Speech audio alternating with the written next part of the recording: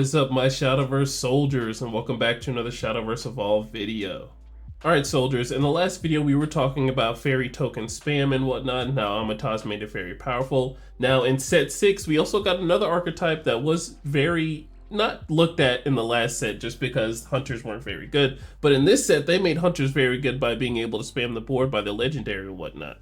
Alright, so let's talk about hunters for a little bit. So with the release of Shadowverse Evolved, there were our first couple of sets, our first 3 sets, had a couple of hunter cards, maybe 1 or 2 out of the 3 sets. Can't tell you what the cards do or what their names are, forgive me. But they weren't really strong and they didn't really synergize with each other. But with the release of set 5, Azudia came out and then had some really good potential for removal.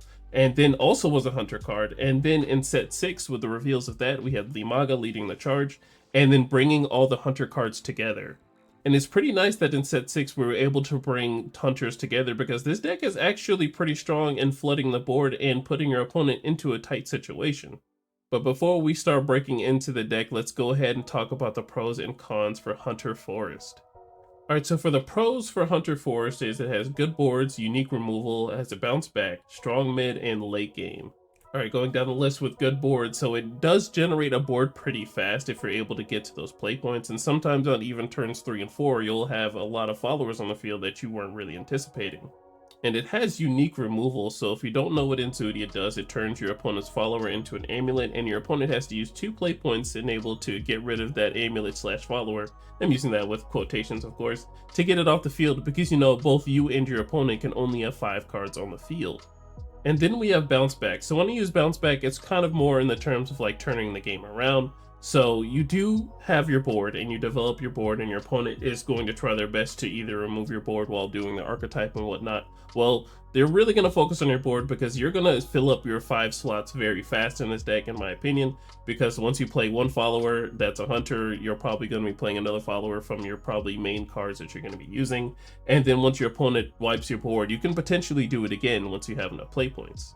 Alright, and lastly we have strong mid to late game. So what your opponent's going to be doing is answering your board at any time you develop a board, which will not be hard for you because you're able to put at least 2 followers on your field at any point in time whenever you have either the core followers, that being either Limaga, or any of your 3-cost followers that evolve. Alright, and then moving on to the cons after these wonderful pros. So it's archetype heavy, it's a small pool of removal, it's hard to deal with a board.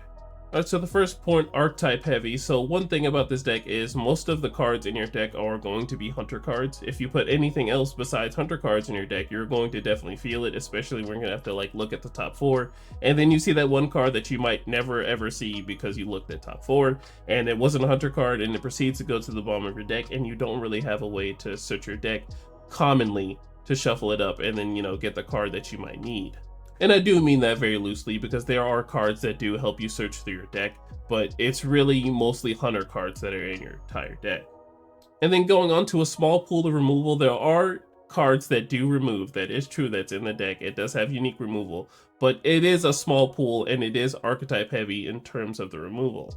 Alright, and then lastly, it's hard to deal with a board. So it's one thing for your opponent to be answering your board, but when your opponent develops a board, realistically, you're going to have a harder time dealing with that. There are going to be cards that might help you, you know, ping one follower and then another follower at the same time. I'm looking at you, Archer, yes. But, you know, 1 damage can only do so much, especially when the game starts getting longer and then those followers' defenses start getting higher. So it starts to get harder once the game gets longer.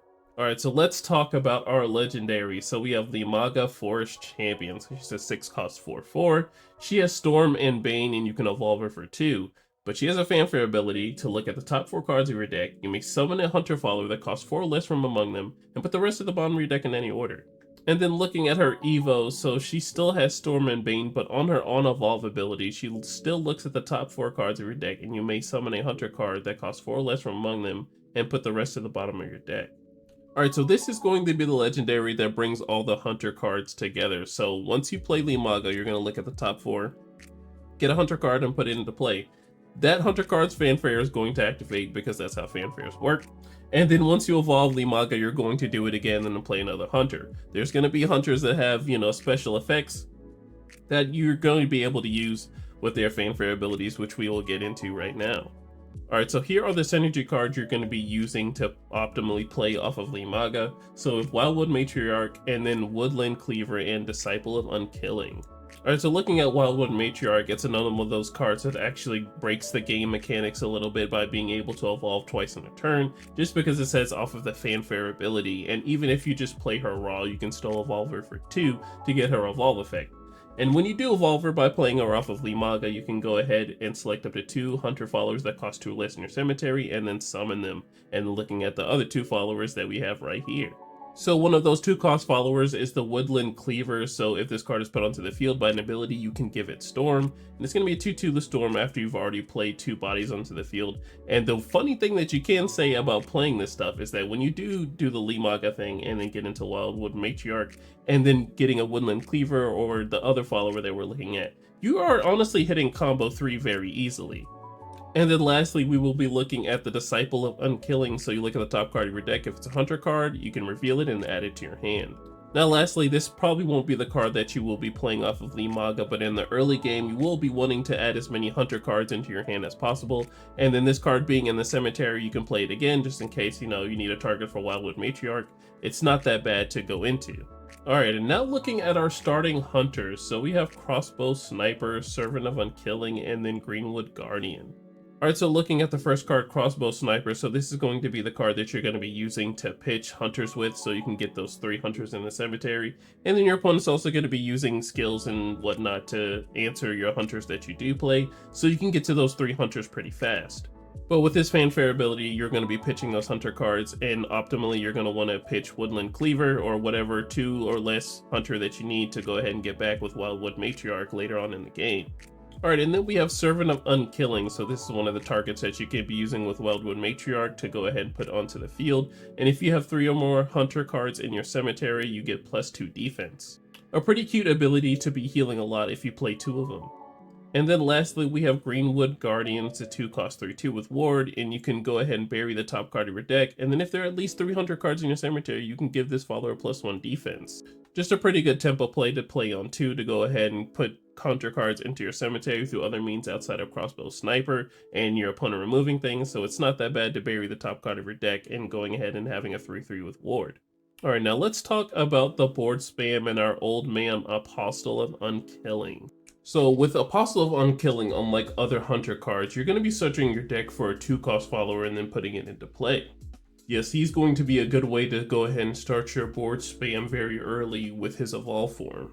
Alright, so let's talk about the removal for Hunter. So we have Assault Jaguar, the Woodland Cleaver Evo, the Synchronized Slash, Mark of the Unkilling, and then we have Enzudia, Omen of Unkilling. Alright, so the first card, Assault Jaguar, is pretty good because it's a 1-for-1, and then you can also replace the card as it dies too. So it has a Rush, it's a 4/1, and when it dies, you look at the top 2 cards of your deck, you may reveal a Hunter card from among them, add it to your hand, and then bury the rest. And we have Woodland Cleaver. If you do play her for 2 and then you're able to evolve her that very next turn or use an evil point, whatever works, you select enemy follow on the field and then deal it 2 damage. And also unpopular, but we do have Synchronized Slash, so it's a 1-cost card. You can engage 2 hunter followers on the field and then select the enemy follow on the field and then deal it 4 damage. And then we have Mark of the Unkilling, so it's a 2-cost spell. You select the enemy follower on the field and deal it X damage. X equals to its defense -1. If there are at least 3 hunter cards in your cemetery, you draw a card.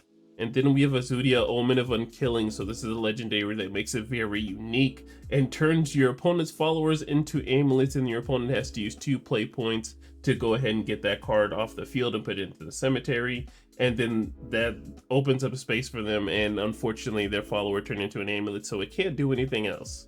So a card as old as time, let's talk about Archer. So this is one of the first hunter cards that came out. It's very nice, so if you're able to spam the board out very nicely and you're able to get this card to stick, then go ahead and use it. But I will say be careful when evolving this card, because yes, you do get to target 2 cards, but you are in range for Surefire Bullet, and Archer's really good being unevolved because it's very hard to remove her outside of the unevolved form, or excuse me, evolved form, because you don't need 1 spell card to go ahead and get rid of her. It's going to probably take 2 spell cards, or a weird way of removing her in maybe a 4-cost follower or something like that deals 4 damage to her, but she can easily be removed if you evolve her and then she gets Surefire Bulleted. Alright, so let's talk about our honorable hunters. So we have Robin Hood, Grand Archer Selwyn, Mechanical Bowman, and Adorable Demon. So I wouldn't say that these cards are absolutely trash, they're just at least a little bit slower for what we want to do for our hunter decks. Now, I think a very top contender for hunters would be Robin Hood, just because you're able to deal 4 damage and then spend 1 play point and then deal that damage again, dealing a total of 8. So you can definitely remove 1 follower off the field and then have a hunter archetype card on the field too, which is pretty nice. But outside of, the Robin Hood, these other cards aren't really the best. Alright, so let's talk about late game. So we have King Elephant and Deepwood Anomaly. Alright, so let's talk about King Elephant. So King Elephant is not that bad as maybe a 1 of, if even maybe slightly 2 of in your deck. But this is just for late game cards in case, you might need something to just go ahead and finish your opponent off that's outside of the Umaga, having Storm or your Woodland Cleaver, which are 2 optimal targets you're going to be wanting to be playing on 6. But if you have a huge hand size and you can't really play anything, then I'd say King Elephant is very good too, especially if you're against maybe Gensetsu or something like that, where they have a whole bunch of yokai followers that are wards and they're only sitting at like X amount of health, and you have that amount of cards in hand, then I'd say King Elephant is definitely something you can go for. But if I didn't say it already, he can be searched off of some abilities for hunters, so he's definitely something to look at. Alright, and then we have Deepwood Anomaly. So this isn't the prime card you're going to be using for the late game, but if you're having a hard time closing games, this is definitely a card that you can use in Forcecraft, because as soon as this card deals damage, you just automatically win the game. So here's the scenario. Alright, so you're going to be flooding the board as much as possible with as many hunters as you can and make your opponent deal with your board, and then sometimes you're able to get hunters from your deck and to put them onto the field, or sometimes from your cemetery and put them onto the field, and then you're going to be either drawing a card or putting a card to the bottom and getting some sort of effect off of the hunters you're playing. And then while your opponent's definitely answering all your hunter cards as much as possible, you go ahead and drop a Deepwood Anomaly. Your opponent doesn't have the answer for Deepwood Anomaly, you go ahead and evolve it, make sure they are clear and don't have any way to deal with this card, and then you can go ahead and win the game. Now definitely this is not an optimal scenario, so don't go ahead and bring this card to Showdown thinking, oh yeah, Sparta came up with a crazy spice to put Deepwood Anomaly into my deck. But if you're having a hard time closing your game with your hunter deck just because you don't see the play lines as other people do, because sometimes, seeing is definitely believing and we have a perspective on different decks. So I just recommend as Deepwood Anomaly to be one of the cards that you can use as a late game target. Now King Elephant is definitely probably more of a contender just because you're able to draw it off of the top card from your other hunter cards, but I won't throw Deepwood Anomaly out of the window just yet.